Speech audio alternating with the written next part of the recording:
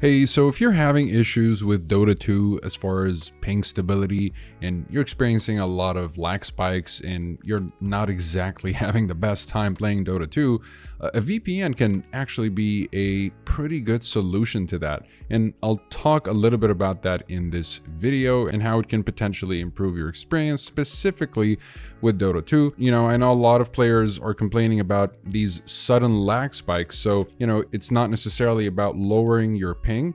It's about connecting to the VPN server that's closer to your game server, which will give you the best ping that you can get. But the reason we're doing that is to also stabilize the connection, because oftentimes, when you're playing, depending on your ISP or whatever plan you've got going on, your ping may fluctuate in a very volatile way that just makes online gaming a hassle rather than fun. So this is what a VPN can be useful for, stabilizing your connections so that you don't experience so many lag spikes, while at the same time protecting yourself from DDoS attacks and overall encrypting your traffic. Now, again, not all VPNs will work well, which is why I've chosen 3 out of a bunch that I've been testing, including PIA and Viper VPN and Private VPN and TorGuard and all kinds of VPNs, and I've narrowed it down to Express, Nord, and Surfshark. Now, I'll leave links to these VPNs in the description in case you'd like to check out individual reviews if you want to learn a little bit more about them, and also leave you some discounts if you end up getting any of them, which should help you save a little bit more money. So the way this works is essentially you want to connect to the VPN server that is closest to the game server. So if you take a look here, the game servers are essentially, let's say if you're in the States, you can see that in the East, it's in Sterling, and in the West, it's in Washington State. So you want to just locate the Dota 2 server that you want to play in. Let's say you want to play in the West Coast one or the East Coast one.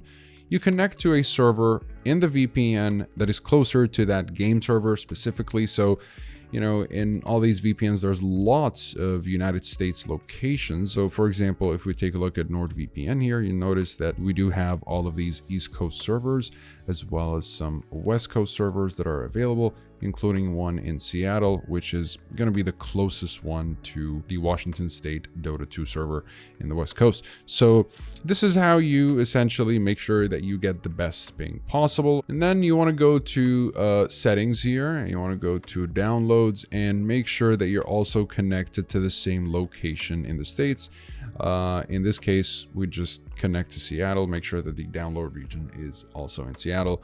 That matters for some games and it doesn't matter for other games, but because it counts in Tekken specifically, so when I change download regions, it connects me to a different server in Tekken 8, but that's just for Tekken. I'm not sure if this also applies in other games, but I just do this regardless just in case, so I suggest you do it too. So that's basically it. Once you connect to the server that is closest to your game server, so you want to connect again to the VPN server that is closest to your game server, and then you want to make sure that you're using the highest performance protocols. So in NordVPN, that'll be NordLynx, as you can tell. In ExpressVPN, that'll be lightweight UDP, and with Surfshark, that'll be the WireGuard protocol. Once you make sure that these are set, that's how you know you're ready to just connect to the server and start testing and see what works best for you. Again, these VPNs perform incredibly well when it comes to maintaining a ping that is as close to your base ping as possible. Same thing with the download and upload speed.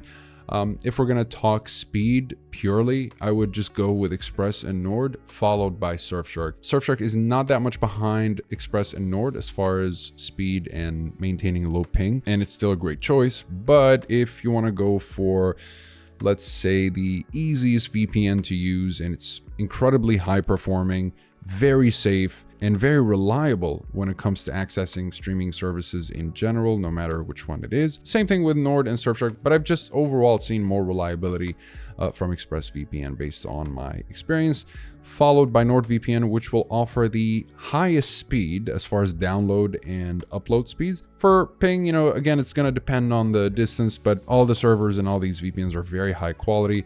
So as far as ping, you could probably just go with any of these VPNs and it'll work just fine. But again, for the highest performance possible, thanks to the NordLynx protocol, it does make NordVPN arguably the fastest VPN in the business. So for ping and speed and the biggest number of countries, NordVPN is your go-to. And if you're curious how many countries, you've got 111 countries with Nord, 105 with Express, and 100 with Surfshark. And speaking of Surfshark, this is going to be the best budget VPN that you can go for if you don't want to pay as much as Nord or Express, but still get most of the benefits. You can go with Surfshark. Not to mention that you can virtually secure an unlimited number of devices with one Surfshark subscription, unlike ExpressVPN's 8 device limit and NordVPN's 10 device limit. So if that's worth something to you, then there you have it. And besides that, again, I'll leave links to all these VPNs in the description down below if you end up getting any of them, or if you'd like to learn a little bit more about them.